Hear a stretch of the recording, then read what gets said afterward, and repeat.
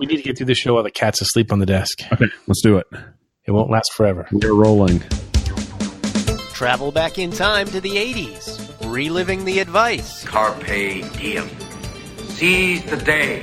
the comebacks, Why don't you take a picture? It'll last longer. and the technology. Are you telling me that you built a time machine?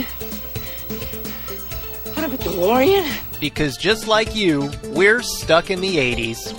Can you say stuck in the 80s?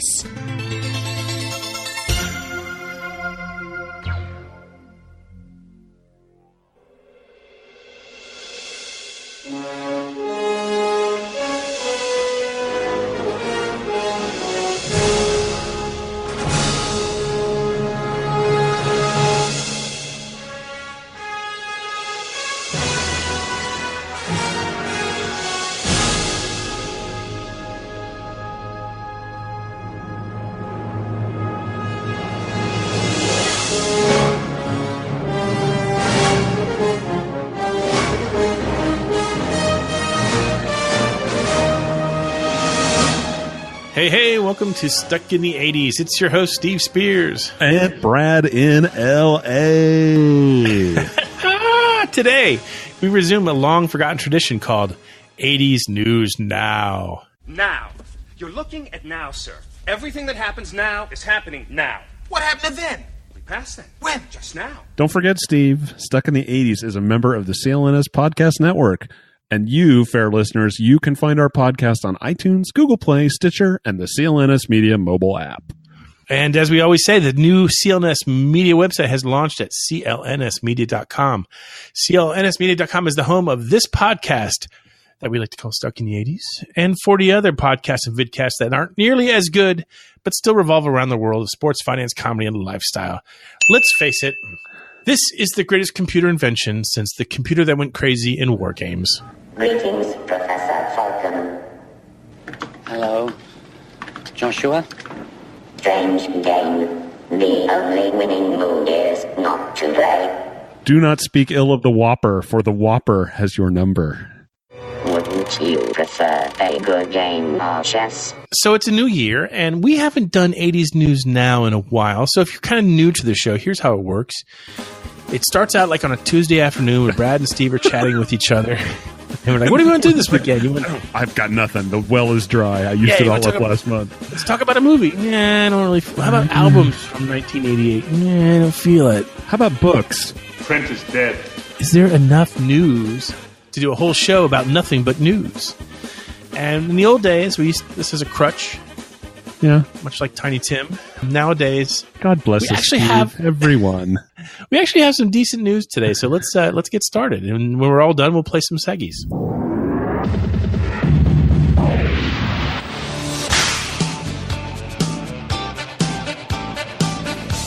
Great Scott! Michael J. Fox is coming back to network TV in February. Granted, it's only a 5-story arc on ABC's Designated Survivor. But I'm thrilled nonetheless. What do you think, Brad? I'm always happy to see Michael J. Fox on TV in any capacity. If he wants to stop by for dinner, I'll crack out the new sous vide gadget and we'll cook him some chicken. That would be nice. So here's the intro. I do watch Designated Survivor. It stars Kiefer Sutherland. He is like the Secretary of Housing and Urban Development, I think. Okay. And then a terrorist bomb goes off and kills pretty much the entire government. There's like. And he is the ranking guy. Designated survivor. He's the one who the president sent away to be safe in case of a terrorist bombing. So it's an interesting show. I don't know why I watch it. I just kind of do. And I think this is a good show for Michael J. Fox because he's set to play an attorney hired by Kiefer Sutherland's presidential character. And he's going to be a special prosecutor. And so the question is this a good guy? Is this a bad guy? It's hard to imagine Marty McFly as a true villain, though, isn't it? Yeah, which would make it interesting to see them do that. Yeah. Although you're right, that just seems so against type. So we'll see what happens. Yeah. Designated Survivor, you can catch it on Hulu if you haven't watched it. It's in the middle of the second season. They're on their winter break right now. Okay. The story arc with Michael J. Fox, who I always just call Michael J. Fox. Even if I knew him, I'd be like, Michael J. Fox, would you like another beer? Yeah, one of those people that you just identify by their full name. Exactly. Right. I would never say Mike. You wouldn't say Michael Fox either. The J. No, or the MJ. J is important. The storyline with Michael J. Fox comes to Designated Survivor on February 28th. Let's move on.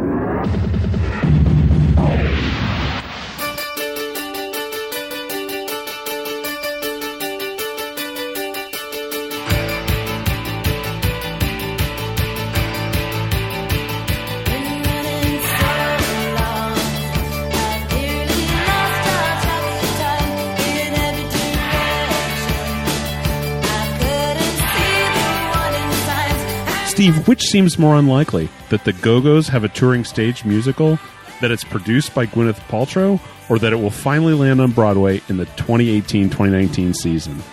I'm going to go with Gwyneth Paltrow. None of the above. It is happening. Their lips are sealed no longer, Steve. All three of those are true. Variety reports that Head Over Heels, that's the name of the musical, Head Over Heels, will open this spring in San Francisco. It's opening for a short tune-up run there in April and May.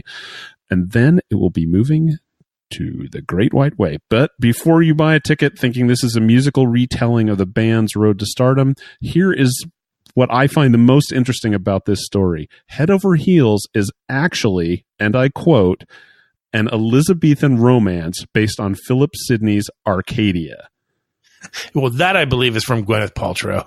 Yeah, seriously. So it's nothing to do with the Duran Duran offshoot Arcadia, I'm afraid. And I did a little research on this today, Steve, and Arcadia is basically a Greek tragedy. It was written in Elizabethan times. Philip Sidney wrote it for his sister. It's a weird, long, involved story. It was written in the 16th century, and some of it served as inspiration for some of Shakespeare's works. There's some storylines that were used in King Lear, and here and there it shows up. But this is pretty highbrow stuff. That said, the play features hits from the band, including We Got the Beat, Vacation, and Our Lips Are Sealed, along with solo hits from your favorite Belinda Carlisle. Yeah. And if you think that they're going it alone on this, rest assured the production is full of Broadway's biggest names, including the people behind Avenue Q, Spring Awakening, and Hedwig and the Angry Inch. I got news for you. Arcadia is also the name of a new wave tragedy. Yeah. This is one of those things that it's either going to be brilliant or it's going to be like just a complete, Heaven's Gate crash and burn. No. Avenue Q, Spring Awakening, and Hedwig are like can't misses. If the names involved and those three are involved with this, then I'm on board. This has been developing for a while. It premiered in like 2013 or 14 at the Oregon Shakespeare Festival. So it's been knocking around for a while. And I think that at this point, they've probably got the kinks worked out. If anyone's looking for something to get me for my birthday, a little trip to San Francisco, see this. Hey, let's move along.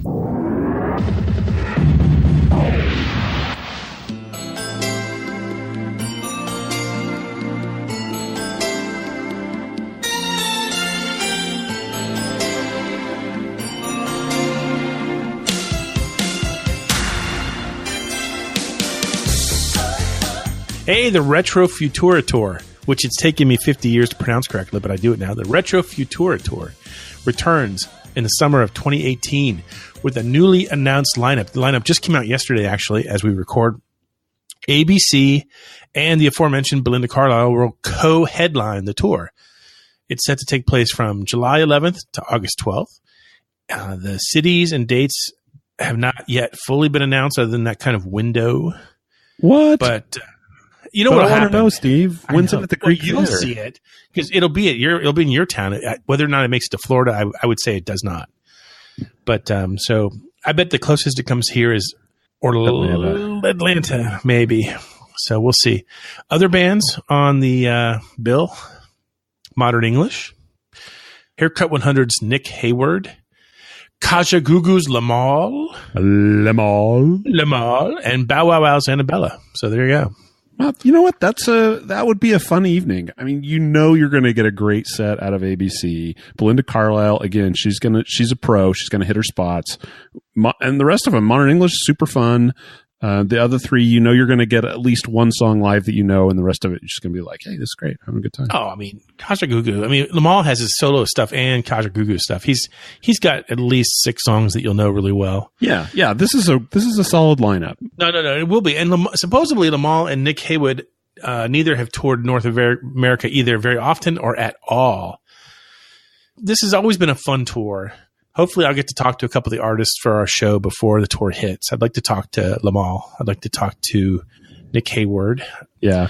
I've already talked to Martin Fry from ABC. What a great guy he is. I will always have a soft spot for this tour after going to see the first one with my son and seeing Tom Bailey's triumphant return to Los Angeles. That's the thing. Something fun always happens on this tour.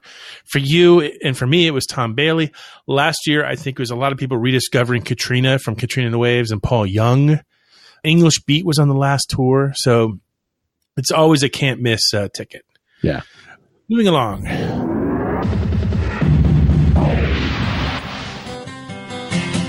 I can see the path you're cutting. It cost me a little piece of my heart. I can see the doors you're shutting, 'cause they were open at the start. Some sad news here. This actually happened earlier today. Rick Springfield went public in an interview with SiriusXM's Lori Majewski about his continued battle with depression and suicidal thoughts. The singer admitted during an interview that he'd had thoughts of suicide as recently as last year. And this isn't really news to his long-term fans. He'd previously written about this in his 2011 book, Late at Night, and admitting there that he began feeling depressed at age 17 and even tried hanging himself once, but that the rope snapped. Oh, my gosh. During the interview, he said, quote, "I've taken Prozac and all that kind of stuff, and I meditate. Meditation is the only thing that takes me out of it. If I truly meditate and focus and get to that place, I'm not depressed, no matter what's going on, but it's pretty hard." He went on to say, "Anyone says, 'How you doing?' I never go, 'Great.' I'm at that point now in my life where all I want to do is what's truthful." Ooh, wow. So, I know.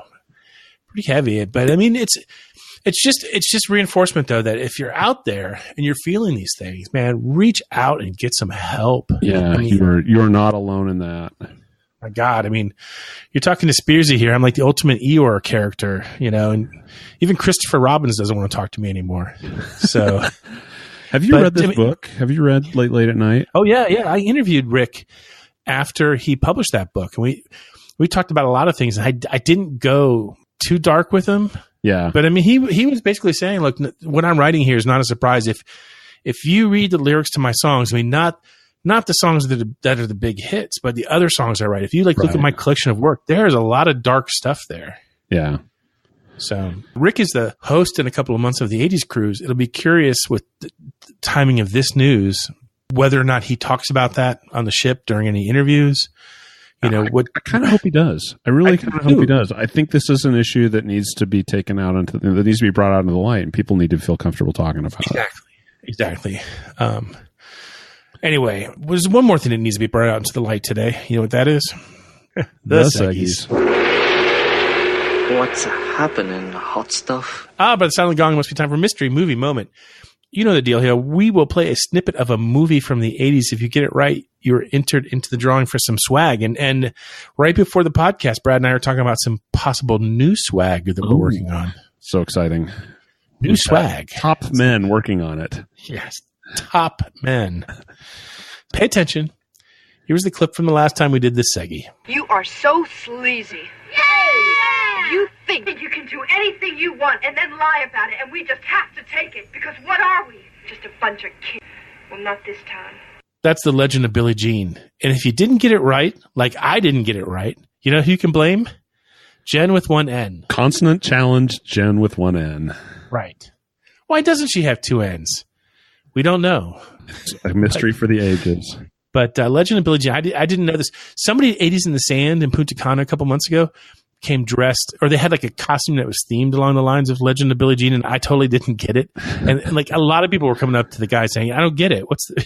Kind of like when you and I were asked to move some bags on the first 80s cruise. Yeah, I know. I feel stiff about it. I'm still not. I have this costume idea for the next cruise. I'm not so sure it's going to be much more of a winner than that. I got to tell you, the equipment is starting to arrive for this year's costume for Mrs. LA and I. Yeah. Okay, well, that's good. That's good. I'm excited. I don't want to reveal it too soon what it is. I'm nervous. We'll see if I can pull it off. Yeah. Well, can I tell what people what my costume is going to be right now? Do you think? I want to. I don't know. Okay. Well, here's what it is, guys. Bikini Leia? No, God's sakes. In the 80s, I really got turned on to Hunter S. Thompson and his writing. And Hunter S. Thompson is like the famous gonzo journalist. He was on Letterman a whole lot in the 80s. Letterman helped continue his legacy. He was more of a writer in the 70s, but he was still pretty... He wrote quite a bit in the 80s. It just wasn't as much long-form stuff. And his first movie about him was Where the Buffalo Roam, and that was in the 80s, starring Bill Murray. Right. So I have this Hunter S. Thompson. I have a Hunter S. Thompson. Right. And I have a Hunter S. Thompson costume, and I'm 99% sure I'm going to wear it. So, and hopefully I won't get too far deep into the character. But anyway, enough of that. No more cruise talk. Brad, read the winners. The winners this week include Brock in North Dakota, Canuck in Cali, Dawn in Tulsa, Aaron Shirley in Burnaby, British Columbia, Canada, and Cecil Cahoon, 80s detective. Okay, here we go. Pay attention. Here's this week's mystery clip. Sometimes, when you're feeling right, there's a groove there, and the bat just eases into it and meets that ball. When the bat meets that ball, and you can just feel that ball just give, and you know it's going to go a long way. Damn, if you don't feel like you're going to live forever. If you know it, email us at podcast@sit80s.com and tune in next week to find out if you're a winner. The mystical refrain that is Name That 80s Tune. You know the drill. We will play a snippet of a song from the 80s if you get it right. Again, entered into the drawing for the aforementioned Swaggerino. Pay attention. Here's this week's mystery clip. That's The Call with Let the Day Begin.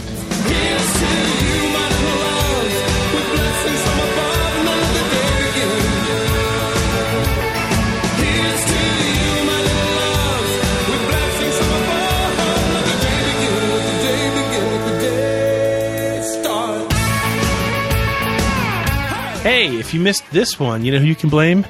Gail in D.C. Well, pow! I love The Call. I mean, I love The Call. Great song, too. And yeah. I pulled the clip for this, and I have to say, I tried to find a place that didn't have that because that riff just runs through the whole thing. Yeah. They were so good. I love it when we have Jen and Gail on the show because they pick movies and songs that just don't really even naturally occur to us. And it's wonderful to hear these songs again for the first time in so long. Yeah. Anyway, read the winners. Winners include Donnie Gettle, Tom Korn in Austria, Chris, formerly from South Lyon, Dave Parrott, and Fetch in Evansville, who writes, I used to be an audio tech for an NBC affiliate morning show, and I would use this song often as we closed out the show heading into the Today Show. Nice. Yeah. That's pretty cool. That checks out. Okay, this week we're going to actually spin the wheel, and we're going to spin it twice as long for our old friend Buckeye Girl, who didn't get the necessary spinning treatment last week. Poor little lamb. Ready, Brad? Here we go. Wait, I got to oil up. Okay, now I'm ready. You ready? Yeah.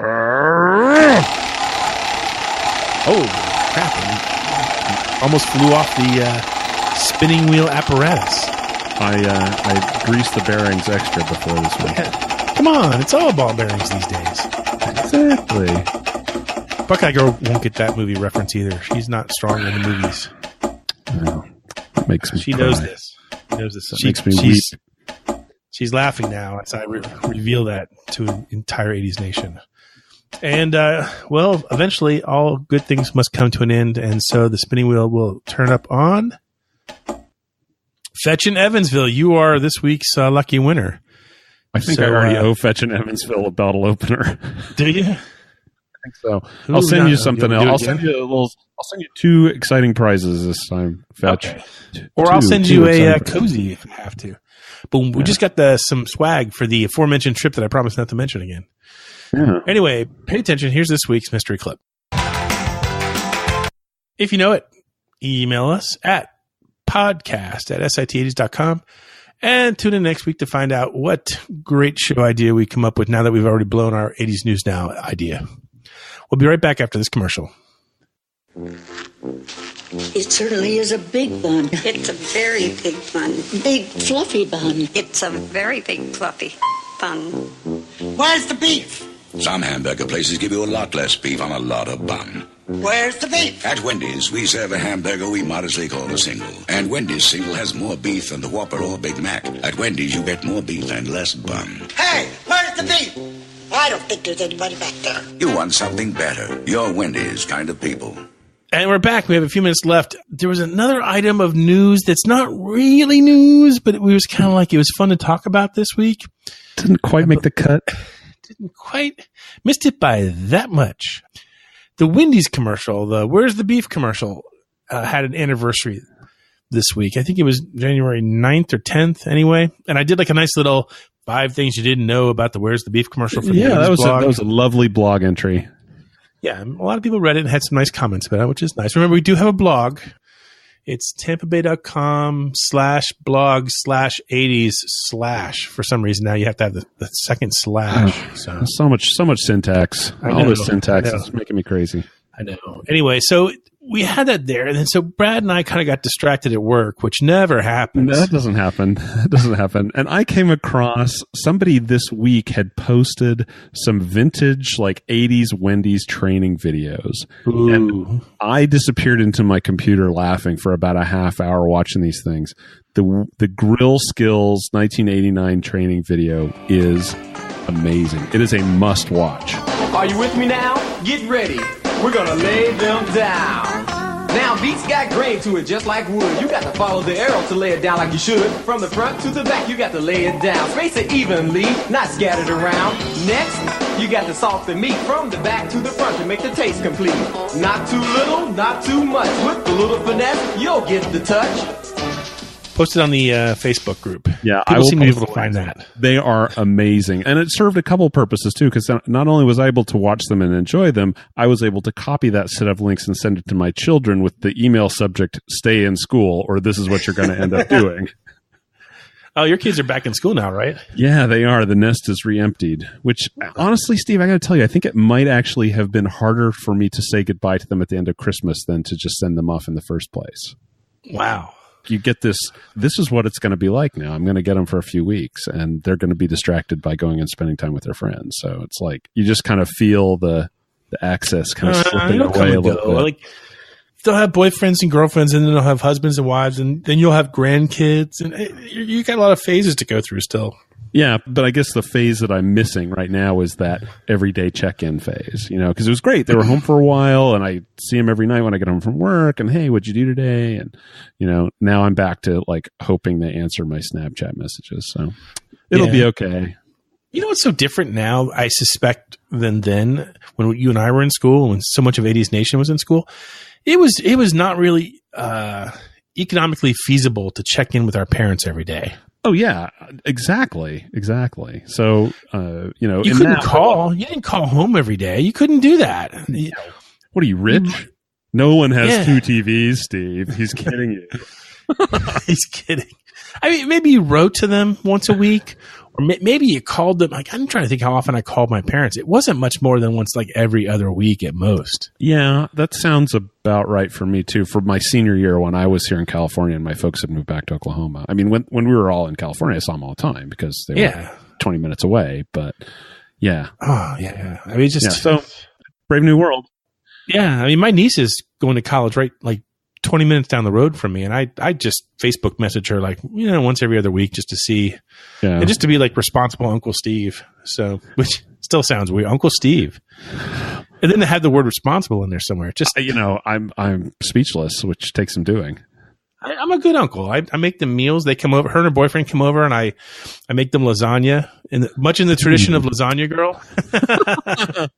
I'm not buying anybody. Okay, good. Yeah, nobody's getting any peach lingerie, but that's about it. That's where your sister's listening. You don't want her to disown you. No. My sister's. She's a great mom to her kids. Oh, I don't deny that.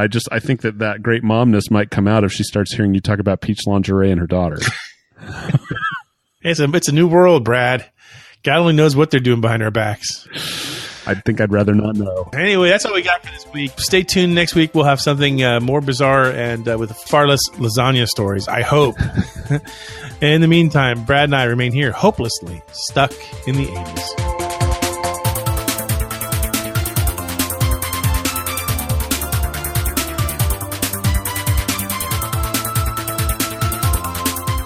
Stuck in the 80s is a member of the CLNS Media Network. Special thanks to Check Battery Daily for our theme music. And don't forget to subscribe to the podcast on iTunes, Stitcher, or the CLNS Media mobile app.